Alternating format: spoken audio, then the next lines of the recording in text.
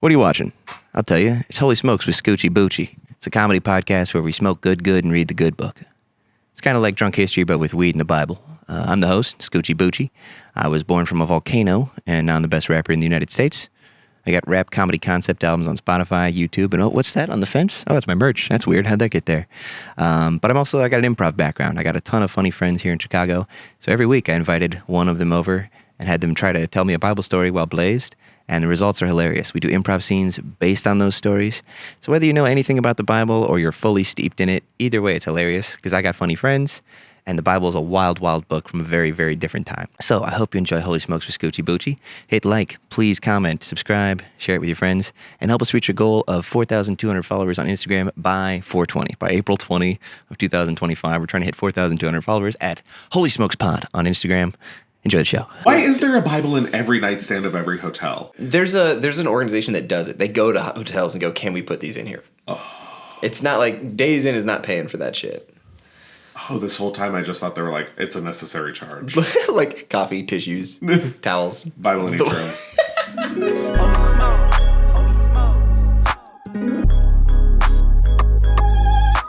The story I wanted to go through today is the Book of Ruth. I was at an improv show probably a couple months ago, 4 or 5 months ago. And Daniela and Aleem, who are women of a certain age, phenomenal team, they did a Bible thing, and they talked about Ruth from the Bible. And I asked, I was like, who the hell is Ruth? And they lit up. So they're who inspired me to read this. Hell yeah. So I'm just going to tell the story, actually. Yeah. Because if I read it, it's going to... So you didn't remember it from growing up? I did not remember from growing up, and it's a 2-page book of the Bible. That's true. Which is perfect for this show. Which is perfect and dibs. And it centers on a woman, which is a rarity. Very rare. And it's really... So, first to understand, there's a little bit of setup. The Book of Ruth is about Ruth, but it starts with her mother-in-law, whose name is Naomi. Mm-hmm. And Naomi marries this guy in Israel. And, by the way, it's during a time where there's no king of Israel. Everybody just kind of, like, does what they want, which is, like, not good for God times, you know. But there's a famine in Israel. So she marries this guy, and they have 2 kids. Or 2 boys. Very important. But there's no, like, because there's a famine in Israel, they can't, like, make any money, so they decide to move to Moab, which is a neighboring territory, country that is pagan, and they do stuff like they have prostitution and stuff. So Israel does not, they kind of look down on them. They're Australia or the Netherlands. A little bit. But they go there, and that's apparently a big deal because it means like he didn't have faith that that the famine would, be over. Right. So they go to Moab. Her sons both marry 2 women. One named Orpah. Literally Oprah, if you switch the P and the R. Good catch. Orpah. A lot of people read Oprah there. It's not. It's Orpah. It's Orpah. So I do think of her as Oprah in my 100%. And Ruth is the other wife. So she's Moab. She's not Israel. No, yeah, they're both Moab. She's local. Okay. But they've been there for like 10 years or something. Okay. At this point. The husband dies. Rats. Exactly. The big guy. Yeah. The one married to Naomi. Yep. And then both the sons die. Oh, they lose all the guys. All gone. And in those days, you got to have the guys. And that's a big issue. Yeah.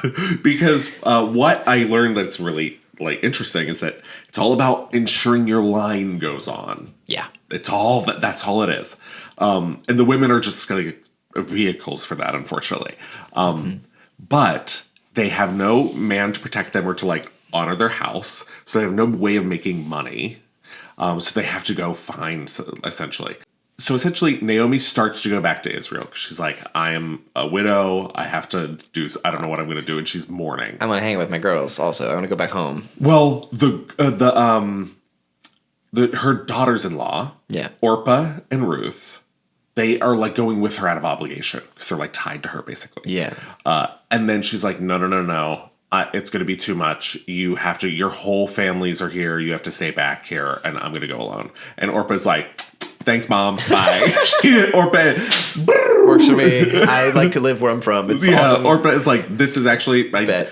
they hate me over there, and I don't really want to be in that situation, so I gotta go. You go where you go. I go where I go. It's been real. Peace. Thanks for the memories. And because their whole thing is like they need to find somebody, so they can't be anchored to her. She was like, there's so many more young men here that you could find a husband, whatever. But our girl Ruth is loyal to Naomi. She says, we're family. Where you go, I go. Damn. Your family's my family. She even says, where you're buried, I'll be buried. Damn. She said, your God is my God, because the Moabs are pagans. Yeah. Primarily. For the most part. For the most part, pagan.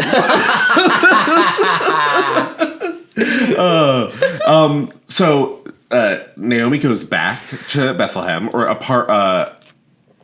There's a name for the town within Bethlehem. I can't think of it. It's going to drive me crazy. But they go back. Everyone is like, oh my God, Naomi's back. Naomi's back. Hey, Naomi's back. Naomi's back. They learn about the family. Boo. And they see that they brought this Moab, her daughter-in-law. Yeah. They have to find two major things as their first priority. Food and somebody to, like, save their family line. Somebody to marry them. Yeah. Food and a dude. Legits. Another wildly different voice. The range, folks. So she's like, you know what? I got you. I'm going to go to, like, one of the farmer fields and like, get food, like, scrounge for food, basically. There's a whole system on it. It was fascinating. But so she's going to this grain field. She's picking these grains. All of a sudden, there's this guy. His name is Boaz. And Boaz is like a man of character. He walks with a straight back. He treats everybody kindly. He holds the door for everybody. He's always the last one in the room. That's Boaz. So Boaz is talking to his guys who are working. He's like, hey, who's that girl over there, like, scrounging for food or whatever? And he's like, she came back with Naomi from Soad. She's Moab or whatever it is. Because people are, like, racist against her, basically. She's Moabite. Yeah. Yeah. She's Moabite. Everybody's like, not here. He's like, who's that hot migrant worker? And they're like, time out. For real. It's, like, wild. So he essentially goes up to her, I think, if I'm remembering this correctly, and he says, hey, you can come here every day, get whatever food you need, and I'll take it. My name is Boaz. Blah, blah, blah. And she's like, oh my God, we have a savior. She goes back, she talks to Naomi. Naomi bursts out into tears and is crying because Boaz is what they call a redeemer, which is basically like when you start a family as the head of the household, as a man, you get to pick, like, basically your best man or somebody close in your family. Okay. That can marry your family again and, like, own the land for them. And If need be. Exactly. Wow. Because you need a man. Is what the They're like, laws because we are, set I it up guess. that you can't own anything unless you are, because that's how we set it up. So it's now. like, die or be with a man. That's kind of the Get that a little gist. cross stitch above your bed. So she's like, he can marry, like, you, basically, and then our family's taken care of. Oh, so convenient. Ruth is like, gets on her best dress. She does her hair up. Oh, and this was fascinating. Naomi says you have to do exactly what I say. So what does she do? She wears this nice dress. She goes and she waits in his, like, farm area. Like, in the shadows, basically. Not a weird place to have a nice dress on. You're just, like, on your knees in a barn. Legitimately, he's like this. I think they called it, like, the something floor. I don't know. But Threshing floor. That just came back to me. Oh, ooh, yuck. But she's hiding. She's like, wait till he eats, wait till he drinks, and wait till he falls asleep at the base of a haystack. She knows his routine. This is Naomi. She's like, I know men. This is what you're going to do. she hit does her with the Cosmo. It's like, you need tips to please your man. Let him pass out by the hay. Legitimately. And then she said, you're going to go up. And this is what she does. She goes up to him. She uncovers his feet. And she lays at his feet and like waits till he wakes up.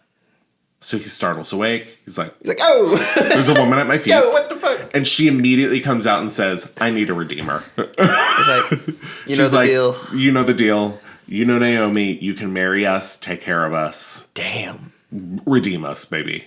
What are we doing here? You know, I was here scrounging for food yesterday. Come on. And he's like, because he's stand-up guy, he's like, absolutely. I see the way you stuck by it. Because loyalty is her whole thing. Yeah. Ruth is loyal. Mm-hmm. She has faith. She believes that when she takes on God, that this will all work out. And she's loyal to Naomi. He's like, you are a ride or die. Yeah. And I like a ride or die. And he said, so I will marry you tomorrow. But there's another guy who's a little bit closer to, he gets you first. Right. So you can say yes to him. He gets first. Yeah. Yeah. So if he says yes to you, maybe you got to go with him. Right. But if he says no, I'll be waiting for I'll be waiting. The sloppy say. He's like, bring it on, baby. I'm your safety net. So then she goes home. She tells Naomi. They're like, okay. Oh, and also he like makes her take her dress or something, or like her scarf off or something, and then measures it, and then gives her like 6 bales of hay to take home to Naomi. Oh. So I just imagine little Ruth with like a comical her back, style, like broken, like Hercules. With and then I had to bring back this hay to save my family. It was brutal. But he's showing, he's like, I'm here for you. I got you. I'm gonna redeem you. Oh, sorry to clap at the microphone. That's good. We'll sync that up. We actually hadn't done that yet, so. So it's weird that we know a bunch of people named Jacob, which means deceiver, and we don't have any friends named Boaz, even though he's a great guy. Yeah, not one Boaz, and not many Ruths. I gotta be honest. Couple Ruths. You gotta be pretty hardcore. Ruth would be a name. If I was picking a name for a Bible for my son, I'd pick Ruth. Ruth was my great, I guess it would be my grandma's sister, whatever that's called. Is that great aunt? Your great aunt, yeah. Yeah, Ruth. I think. Wait till you hear who Ruth is. Maybe the great grandma. Something of. Oh, here we go. Wait. So, where was I? Okay, so she's like, we have to go talk to this guy tomorrow. Mm-hmm. This guy goes to, he's like, walks to the town gate and sits there. And then this other guy comes up and he says, hey, brother in Christ, I have this girl. And you're supposed to be marrying her first. You're the redeemer. And the weird part about it, and I'm sorry I'm telling this so poorly, the weird part about it is he says Naomi. Naomi needs a redeemer. They always talk about the mother-in-law. And then Ruth is like an accessory to this plan, basically. Very much. It seems, I don't want to say more romantic, but it seems more meaningful in the way it's written. I'm just kind of like, she's just along for the ride to get married. But she is kind of the cornerstone of the story. Yeah. They're like, you can inherit Naomi's land, inherit all of Naomi's stuff if you marry this girl. And he's like, hell yeah, I'll do it. I'm down. Okay. And I was just like, oh, fuck. Dang it. That was my shot. Oh, language. Well, then he said, well, you should know she's a Moabite. And she's also a widow because she married, and that's why Naomi's there. He starts listing maybe negatives. He's like, legitimately. Well, just then this guy's like, oh, yeah, never mind. Legitimately. And then he says it might mess up my own ability to create a line. Because now, because that's the other weird thing, is that they're looking for someone to have a baby with her so that that son can carry on their family name. So you're marrying the Kardashians so that they can carry a Kardashian name, but that does nothing for your line. You know what I mean? Gotcha. And you still have to then find a way to get another wife and sire someone. You know what I mean? Like, right. So he's like, I can't mess up my own shit. I got my own stuff going on. This was cool a moment ago, but I guess when you're a Moabite, that's not. He's like, I'm also racist against pagans. Yeah, for real. For real. Sorry. Oh, bye, girl. Pagan. Zip, zip. So he says no. And then Boaz is like, perfect. I would love to be the head of this household.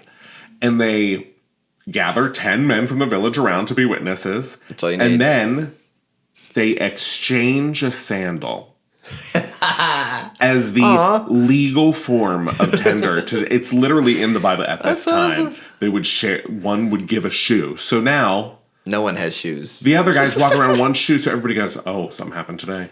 Oh, something happened today. He's one shoed. It's about not having a shoe later on. I guess. I mean, what else is he gonna do? Maybe he gives it right back. I don't know. I'd be so rude. If you handed me your shoe right now, I'd be like, gross. Anyone's shoe, it's like, no, I'm all set. Such a dusty old sandal. Yeah. Those sandals are getting work, dude. Yeah, and also, like, what do I do with it now? I have 2 feet. He's a little freak, though. He's like...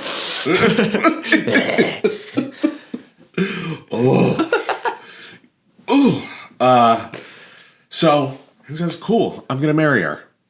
They get married. Everybody celebrates Naomi. Everybody's like, girl, you got it. Yay, your line continues. I feel like Ruth was a little quiet on the ride home. Just like, kind of said a lot of negative stuff to that guy to make sure he wouldn't marry me. And he's like, I did what I had to because I love you. I was all true, by the way. I didn't mean any of that stuff, honey. You know, I was just talking. It was strategic. I had to lie strategically. I mean, you want to go back? Do you want to go back and I could drop you off? I mean, you are from Moab, and you're not the youngest person. Oh, puts his foot in it again. What am I supposed to lie? Well, you're not getting any younger. So she does go on to have a son with him that continues the line, whose name is Obed. Okay.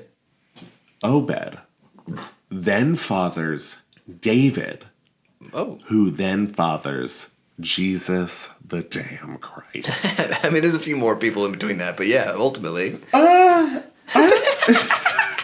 was like a whole list. Obed. Unless there's another David. No, they definitely connect. It's like Obed, bunch of guys, David, bunch of guys, Jesus. It's not like back to back, but I think they are connected ultimately, yeah. Oh, you know what I'm saying? I must have misread it, yeah. Well, now I'm curious. This gets us to David. So, yeah. Obed. Oh, okay, so he's the grandpa of David. Obed, the father of Jesse, the father of David. So, David comes along pretty quick. So, we have Perez, and then... Okay, Perez to Hezron, to Ram, to Abinadab, to Nahshon, to the father of Salmon, just spelled like the fish. Salmon, father of Boaz, father of Obed, father of Jesse, the father of David. The lineage thing, it's so important. They got to know who had who. It's wild. But that's Ruth. She did it. She got a man. That's her story, and it's supposed to be very like I think it's all about loyalty. Mm-hmm. And about how much she was loyal to that family and how much she showed loyalty. Because they don't reference, they say God bless us and those sorts of things a couple of times, but it's really about her loyalty and her character. Yeah. And also a lot about like, I was watching, because I was doing a little, after I read it, I was like, I kind of don't understand this. So I watched a video that like... Oh, nice. Kind of was a little Bible explain-y sort of Bible study. Yeah. And they talked about how it's oftentimes cited as like they had faith in God, like Boaz had faith in God because he stayed during the famine, and then that's why he has so many fields to like share crops with and all this stuff. Whereas Naomi's husband did not have faith in Bethlehem and left whenever the famine started. Oh, interesting. Like, yeah, so there's a lot of stuff. And it's also like someone who's from outside the fold, namely Ruth, if she has good enough faith, she can join. She's cool. Yeah. Like that's maybe not another undertone. That's the thing, it's like so many years and years of like drawing meaning from these stories. But I wonder how much of it is just like, that's just how you did it back then. There was a wife. I was thinking the same thing on the train. I was reading, like, how are we projecting onto this? Big time. It's the most projected on book ever, dude. Of course, but I was like... It's not even close. Like, also that of all the fields that she went to Boaz's field, who happened to be the one person who could redeem them in the Sultan, like, and that's all, like, prophecy or the layings of God. And then I'm like, they could also be a small town. Yeah, we know... I don't want to dump on it. We have a list of like most of the people there even were at that point. Like that's funny. It's very much mirrors the story I just did in the last episode where it's when Isaac finds his wife. They're like, "Oh shit, you're actually cousins. That's even better." Like that's definitely at the end. It's like, "Oh good, you're related. Let's get married." Yeah, even better. That was their whole thing. They were family members. The Redeemer was like a cousin of some sort. Yeah. And it was like, "Oh, but you have a closer cousin. They get first dibs." Yeah, first cousins. We can get make first an dibs. even more fucked up. Second cousins, we get second dibs. Second cousins, it's like we're practically not even related. Why would I date them? Oh, but that's our girl Ruth. She did it. She did it. I was also so interested in the Moabite, like the parts that they don't, at least in this book. Yeah. They leave out. Like I learned that through that video that the Moabites were kind of like seen as, they had prostitution in Moab. And they also said, and I don't know if this is true because it was from something, it was on the internet. Sure. But that they did child sacrifices in their religion. Damn. So they were like, so essentially the story says they had every reason not to trust Ruth. But Ruth was still like, I'm with my girl, ride or die. Ruth and like the racial stereotype about her people is that they they kill babies. That's and legitimately she really it. needs her to have a baby. Everybody's looking at her like, girl, we call you people baby eaters. Oh, it was so it's such a wild, totally different world. Or also like such a wild story because it's fairly. I'm surprised it made the final cut. You know what I mean? Like they're like, we kind of moved. Something happened to our men. Then we moved back, and I found a guy and he married me. I feel like there's got to be a comparable movie. Like it's like there's a little bit of Princess Diaries in it, where like where Naomi has to like train her how to be a lady kind of thing. Mm-hmm. There's a little Taming of the Shrew going on, maybe. Yeah. But then it's like laying at his feet. Was that like a wild rom-com gesture, or was that just standard procedure? I think it was standard procedure, which is like so wild. Like exchanging a sandal. That's legal tender. Dude, if I saw him exchange the shoe. We all know what that. There's a lot of we all know what that means, and I'm always like, I don't. I actually don't. Dude, imagine you just had a long day in the fields with your boys. You're like, you work so hard, you pass out. You don't even make it home. You pass out at the threshing place at the foot of a bale of hay. Yeah. In the middle of the night, there's just like somebody at your feet. I'm kicking it. I don't know what. Yeah. I'm kicking away. Like lightning strike. I'm doing a girly scream. I go, ah! And I'm kicking whatever's down there, and then I'm apologizing for the rest of our life. You wake up and immediately she's like, "I need you to marry me and take all my land." What's up? I need you to marry me and take all my land. I'm sorry. Who are you? Like, you know Naomi. You're Naomi's kid? No, I'm her daughter-in-law. Oh. And you need to redeem us. You are our redeemer. All right, can I get a cup of mud first? I'm not me till I've had my mud. Sure, yeah.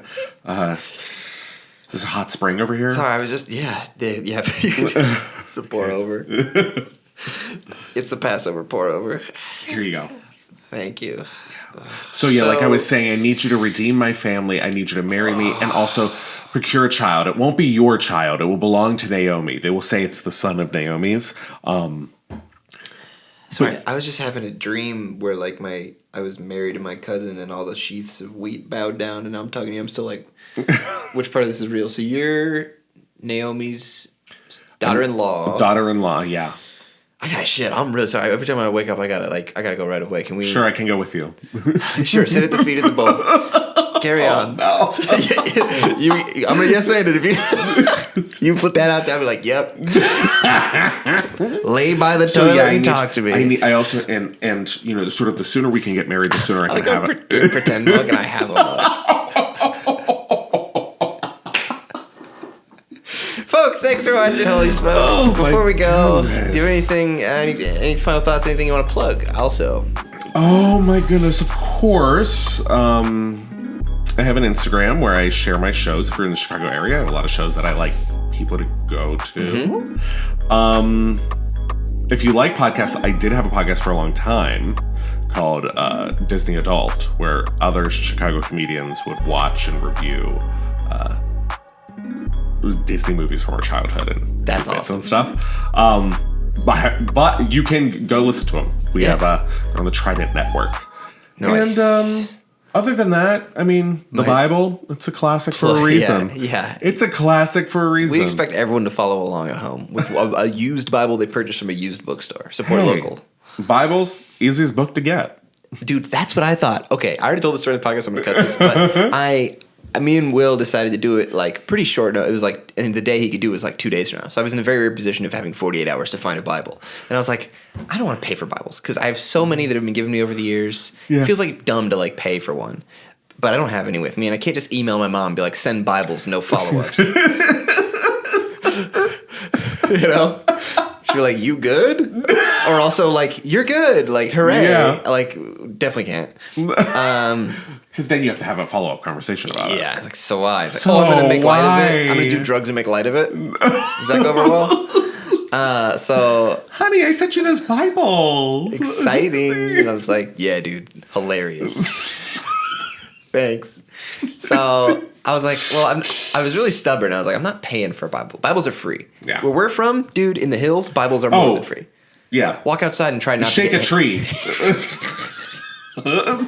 They all fall. That's how Newton discovered or gravity or whatever. Fucking KJV hit him. Why is there a Bible in every nightstand of every hotel? Seems crazy that that's allowed.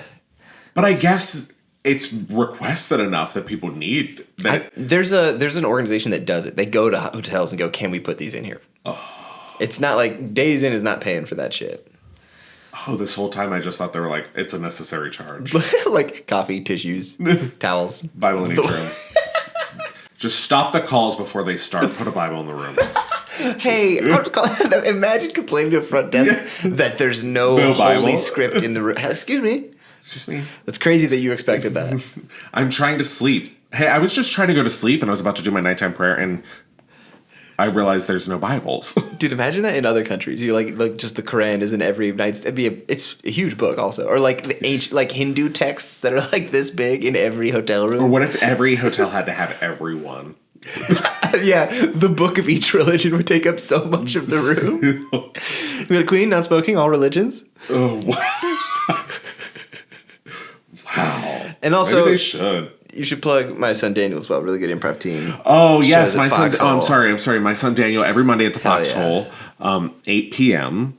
It is free. It's BYOB. We're done by 9:30. Great room. And also, that's very nice to let people know the end. Because sometimes comedy shows, you get there and you're like, why does this go to midnight? It will start at 8. We will end at 9:30 at the absolute latest. And there will be popcorn. And then we will tell you to go home and go to sleep in your bed. And it's really funny. And it's a nice little, it's a perfect size room for improv. Little room, brick wall. Little room, brick wall. That is absolutely where improv That's the magic works. formula. I don't know. What is it about brick? You know what? It's, cool. Oh, come on.